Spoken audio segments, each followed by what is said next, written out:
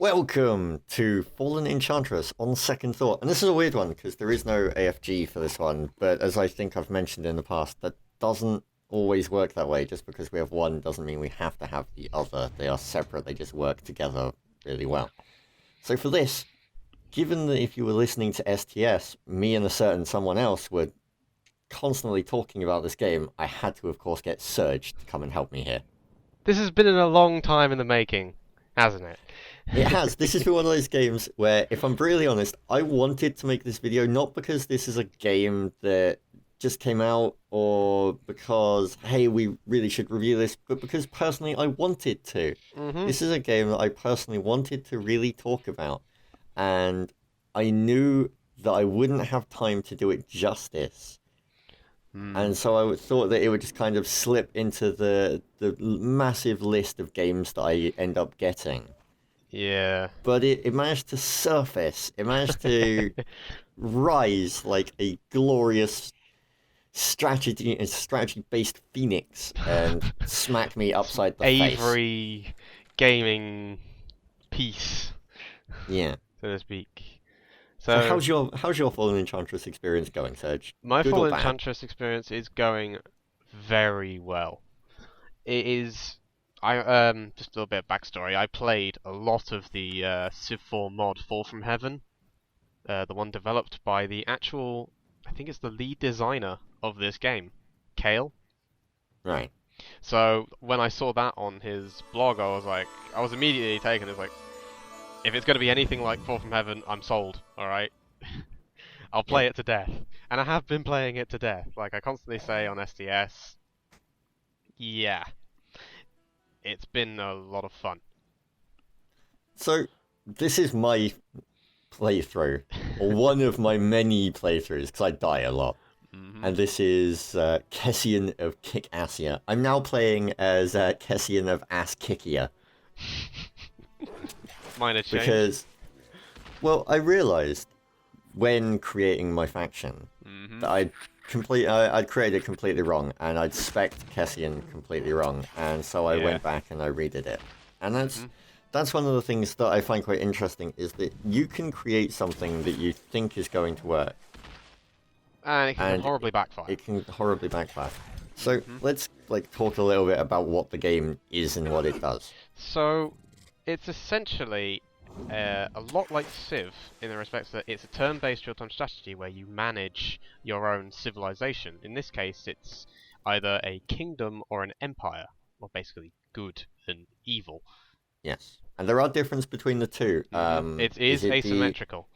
And the kingdom is it the kingdom get life magic, the kingdom and the empire get death magic, and the empire get access to death magic. So you found this kingdom, and you manage it, and you kind of win the same ways you do in Civ. So you can either conquer everyone else, or you can win by diplomacy. By befriending everyone else. But then it also adds a load of new stuff to the turn-based genre as well, because it's a fantasy turn-based strategy game. It borrows elements from RPGs, so you have a main character of your civilization called your sovereign.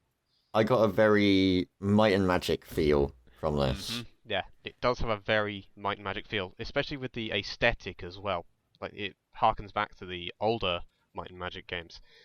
But you have this sovereign who's like you on the battlefield. This is your main character, and he levels up. And he gets new abilities as he fights, and you can equip him with all kinds of equipment and gear that you can find in the world.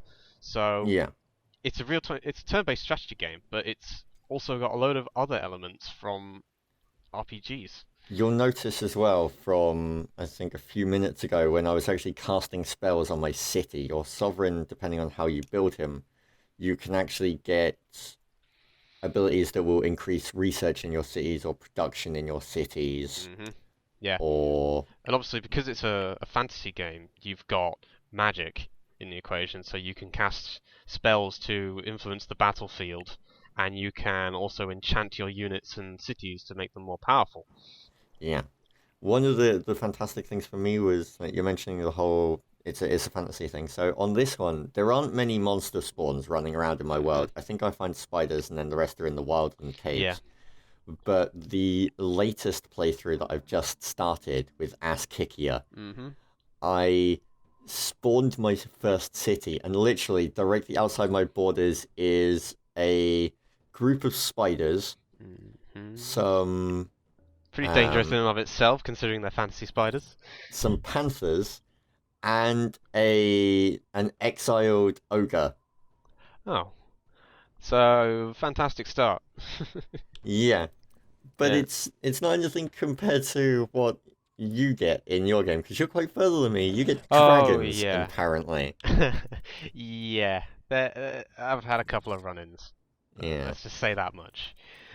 So let's start with the meat and potatoes, the Mhm. city management and all that kind of aspect. We'll get into the Yeah. RPG elements in a The sec. But actual let's RP. start with I like keep you see saying me I here keep saying zooming RPS. out Yeah. to check out like the cloth map, which shows all the wonderful resources and everything on it that you can collect. Yeah, the And strategic resources you can collect just like in most other turn-based strategy games like this. yeah, so it works very much like Civ in regards to you take your turns, you can build units or you Buildings. can build buildings from your cities. You also have your research that you can see in the top right-hand corner. I'm about to complete enchantment, and I Yeah. believe So if you've played games like Civ, it's all very familiar in terms of the actual turn-based strategy elements. yeah, certain things will start making sense to you quite quickly. The better your cities are, the faster you'll make stuff. You can Mm. also do things like rush And production. you can specialize your cities as well. So you can Yes, specialize them for things like research I'm or. hoping one of mine will do that while we're doing this. I'm not sure if it will. Mhm. But let's. So this is how combat Yeah, plays out. this is a typical combat scenario. Well, it's a bit of an atypical combat scenario because you're defending your city, but Yes. it's a lot like a lot like Might and Magic. You take turns, and the turns are And there is decided. an initiative roll as Yeah, well, so that determines who goes first. And you can see that my guys sucked and didn't get to attack first. yeah. They don't get the first turn, but you move around. You can attack the enemy. Your placement on the board, it determines where you can attack, where you can't attack. Ranged units can attack from afar. You can have sorcerers cast spells, all that kind of thing. It's a very classic kind of turn-based combat system. I'm liking the combat, but at the same time, I dislike certain things about it. I mean, there's part of me that would have loved a combat system more Total War-esque, but that A would more have been real-time. yeah, that would have been hugely complex and complicated. You're talking about Total War, and you're mentioning the word huge. Yeah. I know, Yeah. right? But there's also part of me that's really glad that it's not just a case of you move your units onto the square, you attack other units, and it does it all for you. This does give you control and the ability to strategize, and you'll see me lose units horribly. Yeah. If you But play it straight up, you see me like clicking on my units and bringing up this grid around them that shows where they can move, and combat does wonderful things such as you can't run past an enemy unit. yeah, the enemies will block you, so you can't just flank Yeah, really but easily. also like if I try, you see that there's a path just next to this air skit I'm fighting. If I try to run down that path beside it, I will hit the air shrill rather. I'll hit the square next to it and stop. Because essentially, if I was to try and run past it, this would be stupid and it would kill me.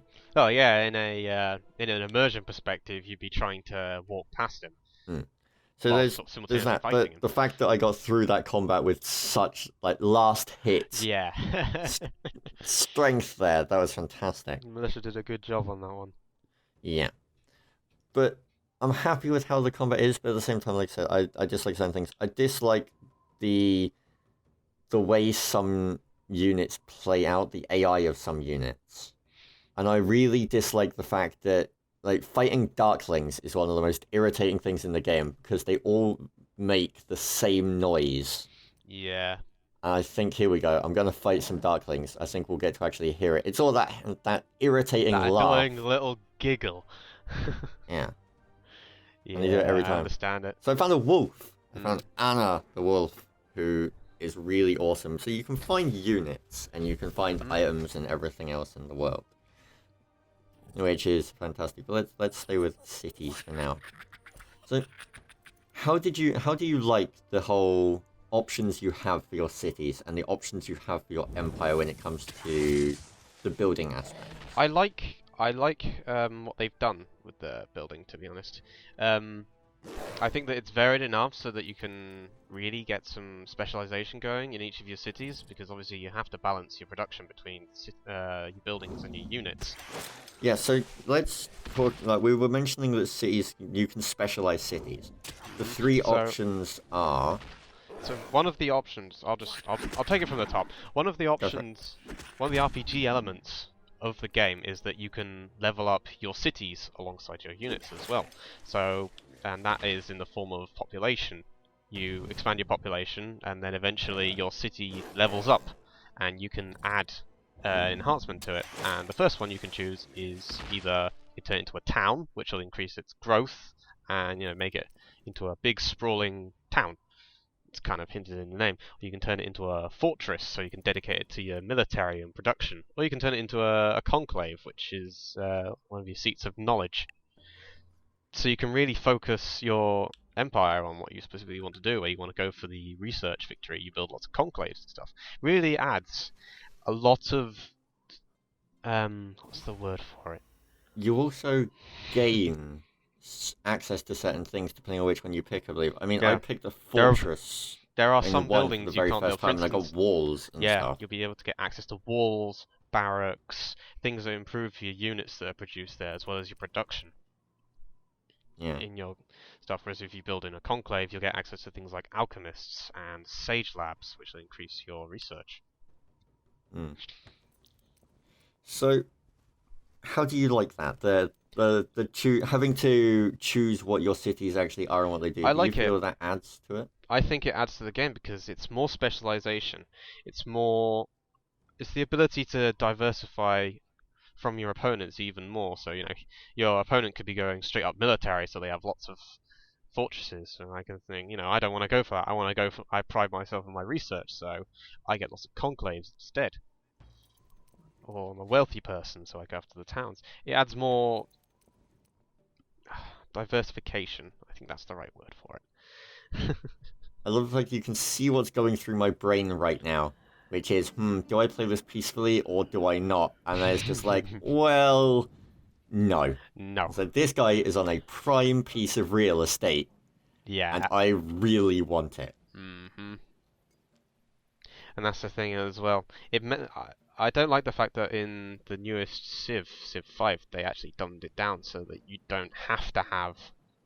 Do they? I think no, you do have to have iron. I'm no mistake. I'm not thinking straight. Yeah, you do have to have iron and stuff to actually be able to build the resources. That was a new point. This poor guy sat in his city. We're about to completely mess him up. He's just there, minding his own little business. He's just having a great day, and all of a sudden, this army's just walking over the hills like, "Sup?" Yeah. It's a nice fort. I see your fort. Unfortunately, I just want that, So, this was the end. I decided that I would show the end of the mighty army. Tarth is merrily whooping everything, and this is what happens when you go into a cave. Mm-hmm. So out in the world, this is a good time to explain it. It's not an empty world. It's filled. There is wildlands. Yeah, it's filled with quests for your heroes to complete. And it's filled with monsters for you to fight to actually gain experience and to actually get loot. And then there's also things like... They're like advanced goodie huts, pretty much. So you go in... They are pinatas that could either be filled with wonderful, glorious loot or horrifying, brutal death. Filled with either candy or thumbtacks. This is unfortunately one of the ones that was filled with shards of broken glass. Raining down upon your face. This was going well for you. No, this was the case of I realized how futile this was. Like I realized I was essentially in the wrong neighborhood right now. You walked down the wrong cave. Yeah. But that's the wonderful thing. Like you can have a really strong army, and no matter how strong your army is, there's always going to be something bigger. And this game is like that as well. It's trial and error. It's like you learn from this experience, like, I'm not going down those caves ever again. No. Not until I've got like 2 dragons behind me or something stupid. So how about we take a look at yours? Let's travel from the terrible realm of Kickassia to the peaceful land of Alrian. Alrian, is that the name of yours? Right. Yes, that is the name. The land of Alrian. What we're showing off here before we actually start taking a look at your stuff is this is fantastic. This is brilliant. So this is the unit design. Yeah. So you can actually design your own units in the game. And that's depending on what you give them, and depending on what traits you set them, will change their cost. So they cost more the more fancy stuff you put on them, and they cost less the less fancy stuff on them. They can cost different materials according to the kind of stuff equipped. For instance, I've equipped this guy with a thunder hammer, which is a magical weapon, so you'll see in the total cost, it costs 2 of the crystal resource, which is the magical resource. And you can give them various traits, as you can see here. So I want this guy to be quite beefy, so I've given him extra strength, and I've given him the ability to charge into combat like the true warrior is. And I've also given him some health to let him survive a beating. And yeah, you can really go to town on the diversity of your characters. And that's the one thing you can see a recurring theme with this word diversity. And the fact it's just the whole game is so customizable. If there's going to be one thing I'm really going to praise Startup for on this, is that it's just so customizable. Like, you can customize your own faction, as we have done. So we have Kickassia and we have Alrian, 2 completely different factions who play completely differently, and we have unit customization. How did you pick your sovereign? What is your sovereign? My sovereign is the mighty Lord Stalantart, and he is a... That is a terrible name. Kessian of Kickassia would smite him. Not if you can get close, because my guy's a master archer. I put all the stuff into accuracy and archery so that he is a beast at range, and he's also trained in air magic, so he'll be able to make himself quicker and, strike you with lightning. What more could you want? I love the fact that you can select what they look like. I really get irritated by the fact that there's a post to Facebook button. But yeah, I'm going to let that go. It's not really needed, but we'll let it slide for the amount of everything else. Yeah, so there you go. You've got your Thunder Hammers now. So you've got your Guardians and your Thunder Hammers, and you can see the difference in their cost. The Thunder Hammers cost a lot more. Quite a difference. So let's take a look around my beautiful verdant realm. This is quite... So hang on, are we going to get on a little bus? Are you going to drive us around? I shall take you on an omnibus around my realm. On the left side, if you look out of the left-hand windows right now, you'll see the glorious city of... what's that called? Aspleru. You have terrible names as well. Do you know what? I let the people name them. You let the people name them. Do you know what the main name of Kickassia is? Fort Kickass? No, it is Awesome. Oh, okay. Yeah, that is a pretty awesome name, in a way. So look at you, you've got Edda. This is fast-forwarded to about 200 turns into the game, so we've got 3 factions currently discovered. Hang on. So, a turn in this game is taken as a season. Yeah. There's 4 seasons in a year, so 4 turns is a year. And this is about 200 turns in, so... Basic maths, it's not my thing. Yeah, it's a few. So that was just a quick glance at the research trees. There's 3 trees you can choose from. There's a civilization tree, which is based on your buildings. It's kind of hinted in the name, really. Civilization, improving your civilization. Cities. Yeah. Building things like trades and... There's your warfare tree, which is your dedication to your military pursuits. So better weapons, better armor, better tactics. You'll be able to field bigger armies. Everything to do with fielding a better military. And then you've got the magic tree, which is not really necessary, but very handy. But it's also one of the ways you can win the game. If you want to dedicate yourself to research, you can go down the magic tree. The magic tree, for me, in my opinion, gives some fantastic options. It does give you some really wonderful gear, like enchanted pieces of rings and robes and staves. So be more powerful militarily, you can go either down the warfare tree or the magic tree, and they'll both be able to outfit your dudes in different ways. I mean, one of the great things that, like, see, I'm playing completely differently to my last playthrough. My last playthrough, the one that we saw footage of just now, I was running around and I would occasionally get some Serenium demons up. Yeah. Ceridium demons, I'm pronouncing that wrong, I apologize. And they were pretty bad, in my opinion. They had a wonderful skill, which was anytime they kill something, they get an extra unit number. Yeah. Which was quite cool. But this time around, I got an air shrine, and I upgraded it through the magic tree, and I'm now running around with the air elementals, which have the ability to teleport and drop. That's a dragon. Just gonna interrupt you there. I'm so glad I kept walking there. Yeah, that's a dragon.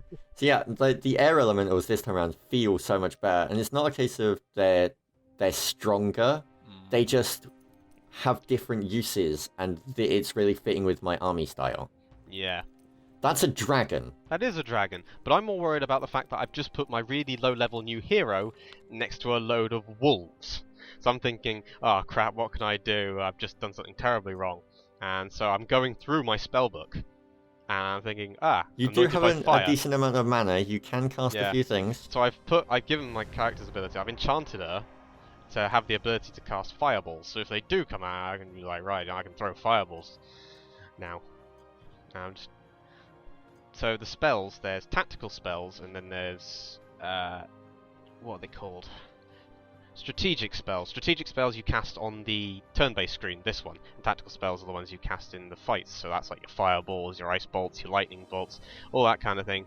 And then your strategic spells are the ones you cast here. So you cast enchantments and big world spells. You go from things like increasing your city's productivity to erupting a volcano on someone's city. And that does destroy it. I've done it before. So, the RPG elements of the game, I'm truly in love with. The fact that you can create your own units, the fact that you can go around doing quests and finding gear. You could kind of almost make that a game in and of itself. The whole, walking around in a turn-based There is no way you should go anywhere near that dragon. No, I am running the hell away from that dragon. The thing is that you can use those roads outside of my territory as well. It doesn't even fit on the roads. It's just a dragon wandering up and down the road going, why does no one want to be my friend? All I want to do is burn everyone. There's a reason for that, because it's deadly. Alright? Its rating of deadly, and it's on its own. Yeah, I have not yet encountered the dragon, and I'm hoping I don't, if I'm honest. I played a game where I managed to actually get 3 he's coming and visiting your town. In my army. It was powerful.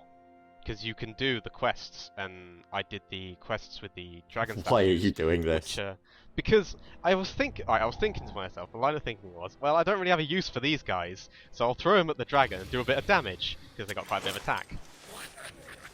It didn't go according to plan, okay? Let's just say Hang on, he just hit you for 106...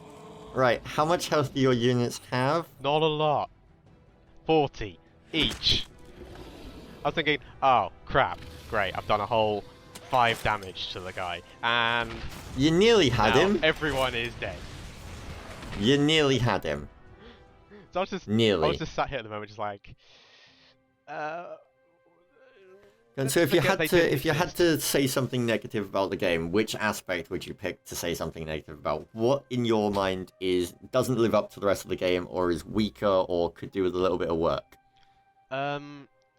I know that they're putting multiplayer support in. It's something that they're currently working on. They don't have it in at the moment. I'm looking forward to that. It's the multiplayer aspect. It's not the multiplayer.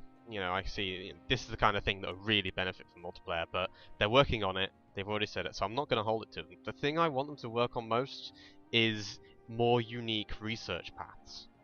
I believe that the research paths currently are just a bit too... You get the same techs every single game, pretty much. So you want deeper tech trees? I'll admit, I feel that way as well. I'd like to get wider tech trees. I would like wider tech trees. I'd like tech trees that you can specialized down. It would take you a while to get all the way down to like the end of this tree or to branch off down a tree, but you get things for it. So you will end up playing completely differently. Yeah. But the trees at the moment feel like you might pick one and go down that tree in a playthrough, but you're going to go down the entire tree and you're not going to like pick and choose. That's the thing. It's like you go. A good example of this I was thinking is that I went down the warfare tree and you go for the spearman, you train the barracks, and eventually you get access to blacksmithing, so you can, you know, make weapon stuff. What if you could specialize and say, I want to blacksmith specific weapons and specific armors to combat specific enemies? So you do research to counter your opponents more than just, you know, getting the better research. Yeah. I will admit, the research trees is probably one of my biggest gripes. I really wish there was more to them, just in regards to length and also in regards to wideness. Yeah. So you're seeing you level up. Yes, my character, Lord Stalentart, has leveled up, and you get 5 of these cards, as I call them. They're randomly picked, so and they change according to the actual base stats and the choices you make throughout the game. And so for instance, my character Alyssa, who's a mighty warrior, is trained in the art of defense, so she gets bonuses to my army for defensive measures. She's generally pretty big of a beef tank, whereas my archer is more focused on the air magic. So they go down completely different trees at the moment. So there's a lot of customization in there. Customization is just the one thing you can take away from this game. It's just there's a lot of customization. In regards to the trees, I've just been thinking, in regards to the trees, I'd love to be able to create my own. I'd love to be able to edit the trees and link them up with certain abilities and certain buildings. See, that's the kind of thing I think that would actually be custom items, custom units. They've already... I mean, that kind of stuff is in the game, so... They've already got the workshop in the game which will allow you to create your own factions and also create your own particle effects and your own buildings. So why they can't kind of adapt that technology, I don't know really how the process works, but how they can't just adapt that technology for things like research and... Maybe we'll see it.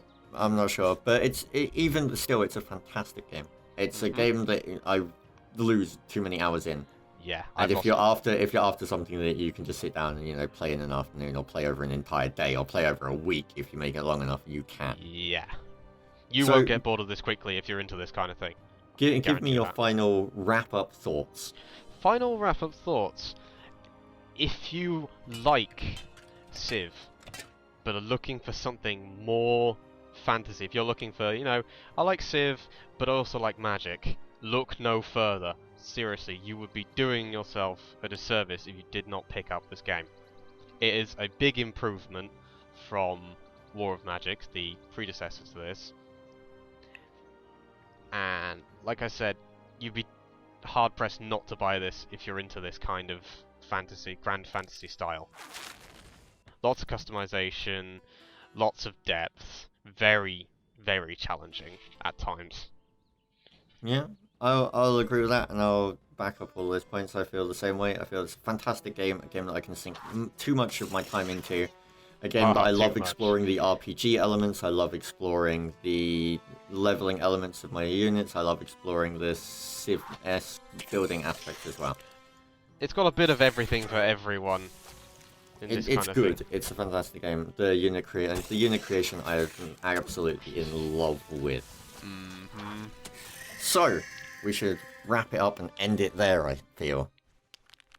Yeah. As you have just merrily looted Band of the Berserker. Look at that. From a spider. Creating your own custom items as well would be fantastic, because then you can create your own items to then, put into the trees as well. But anyway, if you have any questions, queries, or comments, leave them below. And from myself, from Serge, from everyone else at Elden 3, if you've been playing Fallen Enchantress, hope you're enjoying it. And if you're playing anything else, hope you're enjoying that as well. We'll catch you in the next video. Peace. Till next time.